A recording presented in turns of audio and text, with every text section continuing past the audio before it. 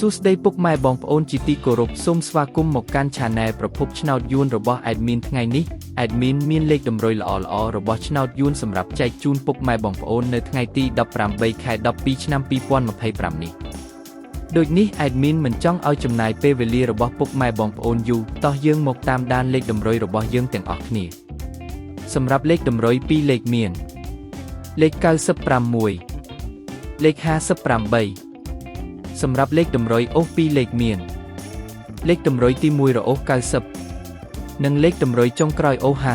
50សម្រាប់លេខតម្រុយ3លេខមាន541គុណនិង168គុណសម្រាប់លេខតម្រុយថ្ងៃនេះ Admin សូមជូនពរឲ្យពុកម៉ែបងប្អូនជួបតែសំណាងល្អទាំងអស់គ្នាហេងមានលាភមានជ័យជាចុងក្រោយសូមកុំភ្លេចជួយចុច Subscribe និង Comment ហើយដាក់សញ្ញារូបកណ្ដឹងដើម្បីជួយផ្ដល់កម្លាំងចិត្តមកកាន់ Admin ជាពិសេសងាយស្រួលតាមដានវីដេអូថ្មីនិងលេខតម្រុយល្អៗជាប្រចាំថ្ងៃជាមួយ Admin សូមគោរពលាពុកម៉ែបងប្អូនពីខ្ញុំបាទប្រភពឆ្នោតយួនសំណាងល្អទាំងអស់គ្នាសូមអរគុណ